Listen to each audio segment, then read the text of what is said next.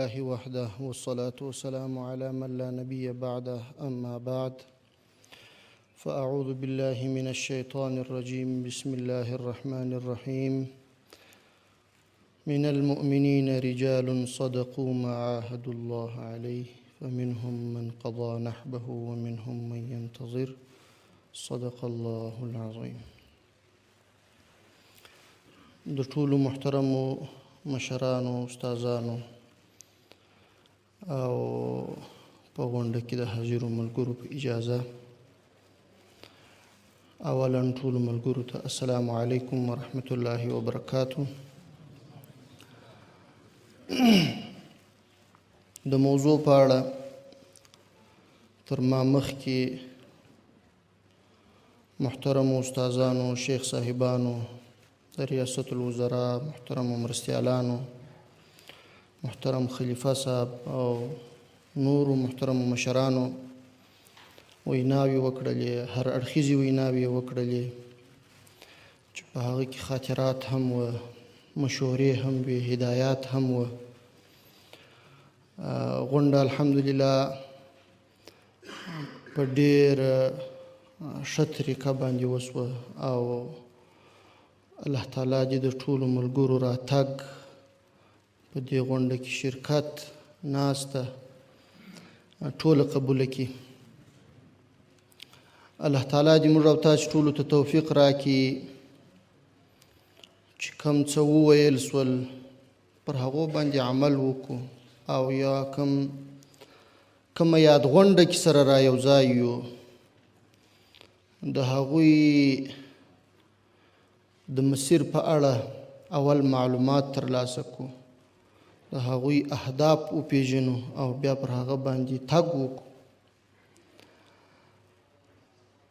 ډېر څه وه چې دلته اوس بیان سوه، وویل سوه، نو زه نه غواړم چې تکرار یې کړم. فقط یوه خبره کوم چې بعضو مشرانو هم اشاره ورته وکړله، یو هغه دین ته خدمت، اسلام ته خدمت و، یو هغه وطن ته خدمت و، هیواد ته خدمت و. دا ټول وسوه الحمدلله. الله تعالی دې یې ورڅخه قبول کړي. خو دا ټول د استقلال او ازادي تر سایه لاندې وسوه. که د اسلام او شریعت تطبیق و او که د وطن خدمت و، هیڅ کله پکې بهرنیو اشارو او مداخلو ځای نه درلودی. که چیرې موږ غواړو هر افغان که غواړي چې خپل دین او خپل وطن ته خدمت وکړي، یا د حکومت په چوکاټ کې یا په فردیت باندې یا په یو بل شکل باندې، هغه په ازادۍ کې کولی شي، په استقلال کې یې کولی شي. او مرحوم امیر المؤمنین رحمه الله موږ ته دا درس را کړی دی او دا یې را زده کړي دي چې ازادي څه شی ده، ازادي څنګه اخیستل کیږي، ازادي څنګه پالل کیږي او څنګه ساتل کیږي. که مو ازادي حفظ وي، آزاد او حر واوسیږو، بیا هم وطن ته خدمت کولی سو، هم دین ته خدمت کولی سو او هم پرمختګ کولی سو. که کامیاب یو هم به ولس ته سرلوړي یو، هم به مو خدمت کړی وي او خدای نه کرده که شاته ځو هم به په تاریخ کې بدنام نه یو. نو دا نظام چې د مرحوم امیر المؤمنین رحمه الله په لاس باندې جوړ شوی دی او هغوی یې تأسیس کړی دی، دا په یو ډېره پیاوړې او آزاده روحیه باندې تاسیس شوی دی او وروسته هم ټولو مشرانو الحمدلله هغه مسیر تعقیب کړی او دا ازادي او دا حریت یې ساتلی دی. موږ په خپله ټوله دوره کې الحمدلله د غلامۍ تاریخ نه لرو. هر مبارزه چې مو په هر وخت کې کړې ده هغه مو په استقلال کې کړې ده، هغه مو په آزاد فضا کې او په آزاد شکل باندې کړې ده. د چا تر تاثیر لاندې نه یو راغلي.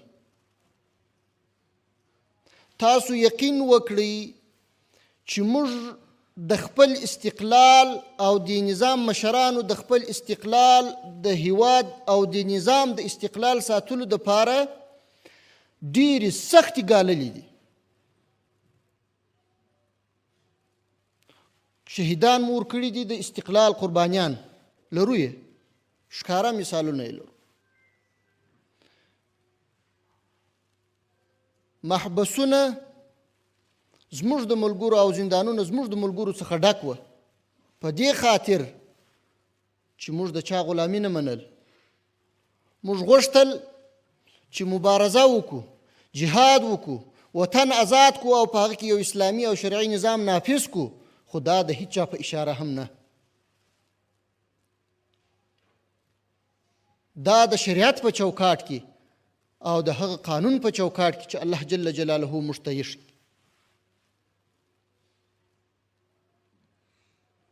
کم اعتراضات چې نن یا بیا به راپورته کیږي، کم سوالونه چې خلک یې کوي یا کمی جاسوسي او استخباراتي کړي چې په دې کې کار کوي، دا زموږ او ستاسې د دې ولس دښمنان دي. همیشه دا هڅه ده چې ولس او دا پاک او سپېڅلي نظام ترمنځ د دې ترمنځ فاصله ایجاد کړي او سره بې اعتماده یې کړي.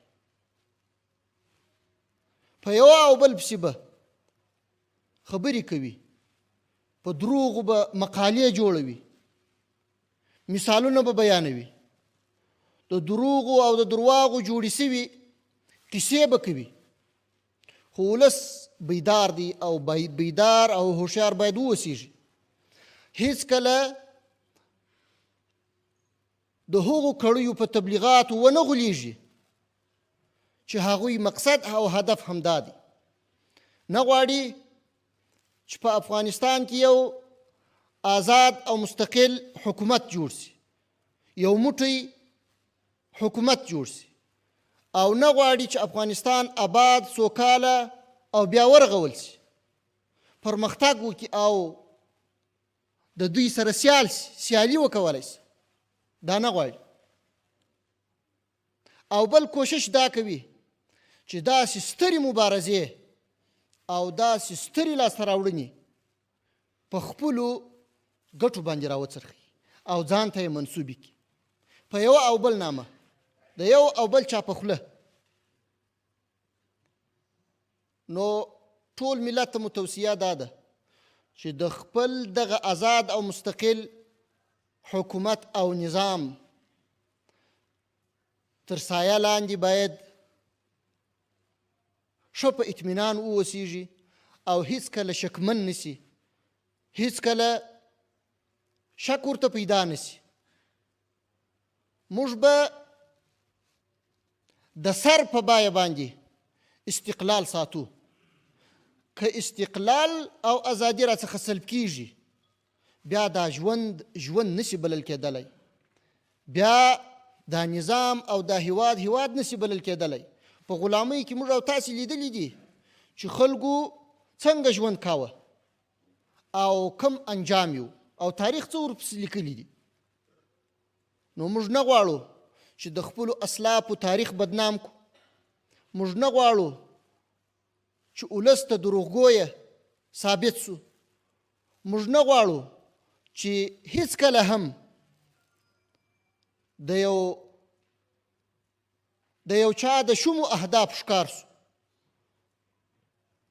نو د مرحوم امیر المؤمنین رحمه الله یو ځانګړی او خاص صفت دا و چې هغه حر و، آزاد و، حریت یې غوښتی، د حریت دپاره یې قرباني ورکړې وه، ور یې کړه او ازادي او حریت یې وساته.